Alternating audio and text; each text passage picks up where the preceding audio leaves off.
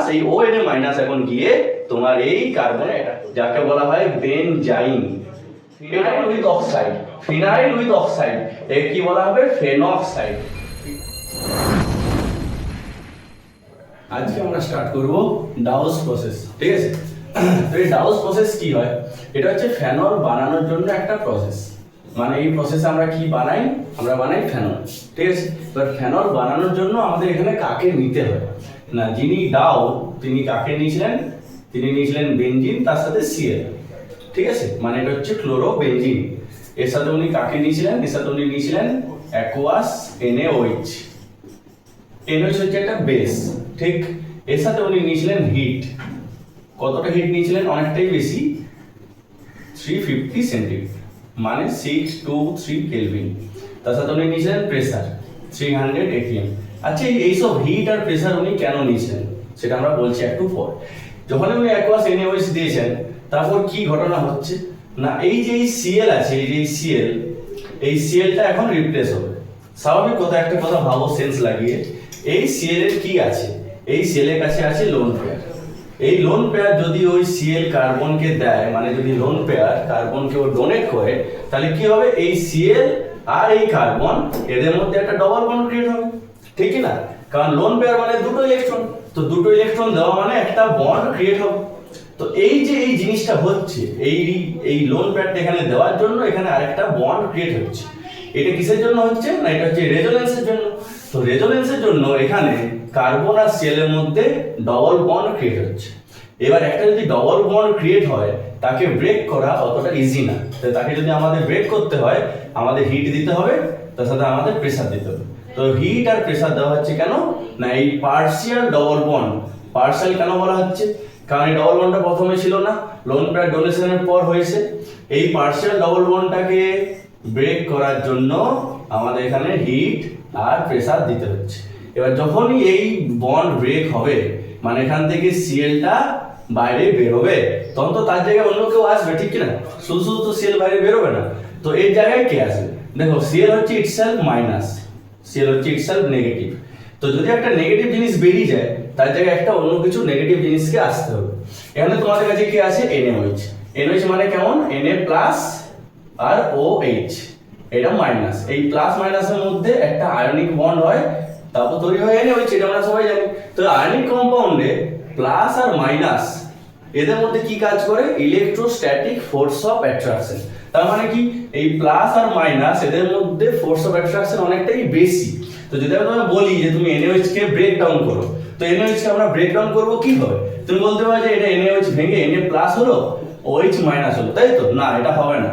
কেন হবে না? কারণ এই প্লাস আর মাইনাসের মধ্যে ইলেকট্রোস্ট্যাটিক ফোর্স অফ অ্যাট্রাকশন অনেক বেশি। সেই জন্য এখন এই NaOH টা ব্রেক ডাউন হবে এইভাবে। NaOH, O আর H এর মধ্যে যে কোভ্যালেন্ট বন্ড আছে, এটা কি টাইপের বন্ড, কোভ্যালেন্ট বন্ড। এই বন্ড ব্রেক হবে। আচ্ছা, এই বন্ড কেন ব্রেক হবে? কারণ অক্সিজেন হচ্ছে ইলেকট্রোনেগেটিভ। ইলেকট্রোনেগেটিভ হওয়ার জন্য H এর কাছ থেকে ওই ইলেকট্রন নিজের দিকে টেনে নেবে। তাহলে এই পুরো পার্টটাই যে ONA, এটা ব্রেক হবে এই হিসাবে যে ONA মাইনাস, আর এই H টা ব্রেক হবে কি হিসাবে, H প্লাস। এই যে ONA মাইনাস, এই ONA মাইনাস এখন গিয়ে তোমার এই কার্বনে অ্যাটাক করবে। আচ্ছা, এই মাইনাস গিয়ে এই কার্বনে কেন অ্যাটাক করলো? প্রথম কথা, এই যে এই কার্বনটা আমাদের ছিল, এর নেচারটা কেমন, এর নেচার হয়ে যাচ্ছে পজিটিভ। কেন পজিটিভ? কারণ Cl হচ্ছে ইলেকট্রোনেগেটিভ, Cl ইলেকট্রন কার্বনের কাছ থেকে টেনে নিচ্ছে, তাই কার্বন হয় পজিটিভ, Clটা হচ্ছে নেগেটিভ। তো এই যে পজিটিভ কার্বনটা, এই কার্বনে গিয়ে ONA মাইনাস অ্যাটাক করবে। ওই ONA মাইনাস যখনই কার্বনে যাবে, তখন এই কার্বন তো পাঁচটা বন্ড বানাতে পারবে না, কারণ ওর কাছে এখানে একটা বন্ড, এখানে একটা বন্ড, এখানে একটা বন্ড, এখানে একটা বন্ড, চারটে বন্ড ছিলই। যদি আরেকজন চলে যায়, পাঁচটা বন্ড হয়, সেটা হওয়া পসিবল না। তার মানে এখন এই Cl এর সাথে ওকে ব্রেকআপ করতে হবে। Cl এর সাথে ব্রেকআপটা ইজিলি করতে পারছে না, কারণ ওদের মধ্যে আছে ডবল বন্ড, খুব স্ট্রং বন্ডিং। সেই জন্য এখানে নেওয়া হচ্ছে হিট আর প্রেসার। এই হিট আর প্রেসার দেওয়ার জন্য C আর Cl এর মধ্যে বন্ড ব্রেক হচ্ছে, ONA মাইনাস গিয়ে এখানে যখনই অ্যাটাক করছে, এখান থেকে Clটা বাইরে বেরিয়ে যাচ্ছে। তো ইনিশিয়ালি ফার্স্ট স্টেপে Cl এর সাথে অ্যাকোয়াস NaOH দেওয়ার পর আমরা যে জিনিসটা পাচ্ছি, সেই জিনিসটা কি হচ্ছে না, সেই জিনিসটা হচ্ছে বেনজিন তার সাথে ওই ও এন এ অ্যাটাচ হচ্ছে। দেখো এখানে মাইনাসটা কার মাথায় আছে, এন এ তো প্লাস হয়, তার মানে মাইনাস আছে ও এর মাথায়, তো ও এর মাথায় মাইনাস আছে, আর এই কার্বনটা ছিল তোমার প্লাস, এই মাইনাসটি গিয়ে কার্বনের সাথে অ্যাটাচ হয়েছে, মানে আমরা কেমন লিখবো, বেনজিন তার সাথে ও এন এ, ঠিক, বেনজিন তার সাথে ও এন এ। এটা হচ্ছে ডাউস প্রসেসের গল্প। এবার যদি এটাকে আরেকটু আমরা ডিটেইলসে বলি তাহলে সেটা কিভাবে হবে না, এই যে জিনিসটা প্রসেসটা বললাম এটা এখনো শেষ হয়নি, এর মধ্যে আরো কিছু আমাদের গল্প আছে না, দেখো ভালোভাবে। অ্যাকচুয়ালি এই ডাউস প্রসেসের যে মেকানিজম সেটা আমাদের কিভাবে হয় সেটা কিন্তু আমাদের নরমাল মেথডে হয় না। মানে কি, মানে এর সাথে তুমি যখনই দিচ্ছ অ্যাকুয়াস NaOH, NaOH মানে এটা মাইনাস এটা প্লাস, এই মাইনাসটা গিয়ে এই কার্বনে অ্যাটাক করলো, এই সেলটা বেরিয়ে গেল, এটা আমরা লিখছি, কিন্তু এর মাঝে একটা প্রসেস হয়, এর মাঝে একটা স্টেপ হয়। কি স্টেপ হয় না, ইনিশিয়ালি ভাবো যদি এখান থেকে সেলটা বাইরে বেরিয়ে যায়, যদি এখান থেকে সেলটা বাইরে বেরিয়ে যায় তখন কি হবে, এর কাছে একটা বন্ড খালি হবে, আর তখন ও এখানে যে এইচটা আছে সেই এইচটাকে বাইরে বের করবে। সেল তো শুধু শুধু বাইরে যাবে না, তো যদি এখান থেকে এইচটা সেল বাইরে নিয়ে চলে যায় তো ইনিশিয়ালি আমরা এখানে একটা জিনিস পাই যেটা এই টাইপের দেখতে হয়, এই জিনিস, আর এখান থেকে সেল আর এইচ যদি চলে যায় তার মানে এখন আরো একটা বন্ড ক্রিয়েট হয়েছে। তো এই একটা জিনিস তৈরি হয় যাকে বলা হয় বেনজাইন। এটা আমাদের এক্সামে আসবে না, যেই মেন্সে হালকা আসতে পারে, নাহলে নরমালি আসবে না। তো এই যে বেনজাইন কেন, বেনজিন তার সাথে ট্রিপল বন্ড, ট্রিপল বন্ড মানে হচ্ছে আইন, তো বেনজিন উইথ ট্রিপল বন্ড বেনজাইন। তো এই ডাউস প্রসেস বেনজাইনের মাধ্যমে হয়। মানে যদি তোমাকে এমসিকিউ জিজ্ঞেস করা হয় যে এখানে ইন্টারমিডিয়েট কে, না আমরা বলবো in case of Dow's process the intermediate is benzene, এই একটা এমসিকিউ, ঠিক আছে। এইবার এটা আমাদের হয়ে গেল। আমরা একটু আগে কি দেখেছিলাম যে অ্যাকুয়াস NaOH দেওয়ার পর এখান থেকে সেলটা বাইরে বেরিয়ে গিয়েছিল আর এখানে তৈরি হয়েছিল ONA, ঠিক আছে। আমরা কিন্তু এখনো ফেনল পাইনি, ফেনল পেতে গেলে এবার এই NA-টাকে আমাদের বাইরে বের করতে হবে। NA কে আমরা কিভাবে বের করব না, দেখো এটা তো O মাইনাস, এটা Na প্লাস, তো Na প্লাসের সাথে যদি কোনো মাইনাসকে আমরা দিতে পারি, মানে ফর এক্সাম্পল যদি এখানে আমরা জল দিয়ে দিই, H3O প্লাস লিখছি কেন, কারণ এটা হচ্ছে অ্যাসিডিফাইড ওয়াটার। শুধু শুধু তো আমরা জলকে ব্রেক করতে পারি না, জল ব্রেক করতে গেলে প্রবলেম, তো সাথে অ্যাসিড দিতে হয়। H2O আর H+ যদি একসাথে মিলে যায় তাহলে হচ্ছে দেখো H2 আর H, মানে তিনটে H, তার সাথে O আর প্লাস।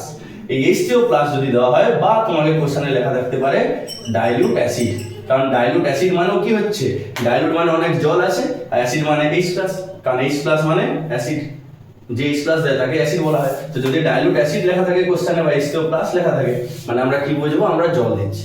জল দিচ্ছি মানে আমরা কাকে দিচ্ছি, কাউকে না, H+ কে দিচ্ছি আর OH মাইনাস কে দিচ্ছি। তো এখানে আছে তোমার O মাইনাস, তার সাথে গিয়ে কি অ্যাটাচ হবে, H+। এখানে আছে Na প্লাস, তার সাথে গিয়ে কি অ্যাটাচ হবে, OH মাইনাস। তো এই Na প্লাস আর OH মাইনাস এখন আবার NaOH বানিয়ে নেবে, যে NaOH কে আমরা প্রথমে নিয়েছিলাম সেই NaOH আমরা আবার পেয়ে যাবো, আর এই H টা গিয়ে এর সাথে অ্যাটাচ হয়ে যাবে, মানে আমরা পেয়ে যাবো OH, ঠিক আছে। এবার ভাবো আমরা তো Cl অনেক অনেক নিয়েছি, আমরা এটা 1 মোল নিয়েছি, 1 মোল মানে অনেক আছে, এখানেও আমরা 1 মোল নিয়েছি, তো একটা NaOH প্রথমে ইউজ হয়ে গিয়েছিল, তারপর এটা বানিয়েছিল, পরে কিন্তু আবার আমরা NaOH পেয়ে গেলাম, সেই NaOH দিয়ে আবার একটা অন্য Cl এর সাথে রিঅ্যাকশন করবে, এইভাবে আমরা কন্টিনিউয়াস প্রসেসে বারবার ফেনল পেতে পাবো। এই জন্য এই ডাউস প্রসেস হচ্ছে ফেনল বানানোর জন্য one of the most important method, ঠিক আছে। তাহলে আমাদের এটা দুটো প্রসেসে হয়, প্রথমে কি হলো ক্লোরোবেনজিন, সেখান থেকে তৈরি হচ্ছে বেনজিন তার সাথে ONA। আচ্ছা তাহলে এই জিনিসটার নাম কি হবে, বেনজিন তার সাথে ONA, এর আমরা কি নাম বলবো, দেখো নামকে মুখস্থ করতে যাবে না, নামটা বুঝে বুঝে করো। ধরো ফর এক্সাম্পল এই বেনজিন, এর থেকে বেনজিনের মধ্যে কি আছে, বেনজিনের মধ্যে আমাদের 6টা H আছে, ঠিক, এই হচ্ছে আমাদের বেনজিন। বেনজিন থেকে যদি একটা H পালিয়ে যায়, এই জিনিসটা মানে এইটা ফর্মুলা কি হবে বলো তো, কার্বন আছে 6টা, 1 2 3 4 5 6, মানে C6, H আছে 5টা, 1 2 3 4 5, H5, একটা হাত খালি, তাহলে এটা হয়ে গেল এখন একটা গ্রুপ, ঠিক। এই গ্রুপের কি নাম, একে বলা হয় ফিনাইল গ্রুপ। কি বলা হয়, ফিনাইল গ্রুপ। এই ফিনাইল গ্রুপের সাথে দেখো, এই ফিনাইল গ্রুপের সাথে যখন এই OH অ্যাটাচ হচ্ছে তখন আমরা তার কি নাম দিচ্ছি, ফিনাইল উইথ OH মানে অল, ফিনাইল প্লাস অল নাম হয়ে যাচ্ছে ফেনল। সেরকম ভাবে যদি আমি বলি এই ফিনাইল গ্রুপের সাথে ONA অ্যাটাচ, ফিনাইল গ্রুপের সাথে ONA, তাহলে এর নাম কি দেবো, দেখো ফিনাইল তার সাথে ধরো O মানে কি, অক্সাইড, ফিনাইল উইথ অক্সাইড, এর কি বলা হবে, phenoxide. Phenyl with oxide phenoxide, এর সাথে কি অ্যাটাচ হচ্ছে Na মানে সোডিয়াম, তাই এর নাম হয়ে যাবে সোডিয়াম ফেনক্সাইড। ঠিক, সোডিয়াম ফেনক্সাইড। তাহলে এখন ইনিশিয়ালি আমরা যে জিনিসটা পেয়েছিলাম সেটি হয়ে গেল সোডিয়াম ফেনক্সাইড। সেই সোডিয়াম ফেনক্সাইডের সাথে যদি আমরা আবার ডাইলুট অ্যাসিড দিই, মানে যদি এটাকে অ্যাসিডিফাই করা হয়, তখন আমরা পাচ্ছি ফেনল। তার মানে ডাউস প্রসেসকে যদি আমাদের এক স্টেপে লিখতে হয়, ইন ওয়ান স্টেপ, তাহলে আমরা কি লিখবো? আমরা লিখবো এখানে Cl, তারপর সাথে আমরা কি কি দেব? নাম্বার 1 অ্যাকুয়াস NaOH, নাম্বার 2 তে আমি লিখে দিচ্ছি ডাইলুট অ্যাসিড বা H3O+, নাম্বার 3 এ লিখছি হাই টেম্পারেচার। হাই টেম্পারেচারের মধ্যে সেটা কত টেম্পারেচার দেব না, অ্যারাউন্ড 350। আর নাম্বার 4 লিখবো হাই প্রেসার। যদি এগুলো দেওয়া হয় তাহলে আমরা এক স্টেপে এখান থেকে কি পাচ্ছি? আমরা পাচ্ছি ফেনল। বোঝা গেছে প্রসেস কিভাবে হয়? তো এটা one of the important method. যদি ভালো লাগে ভিডিওটা তাহলে অবশ্যই চ্যানেলটাকে সাবস্ক্রাইব করবেন। Thank you.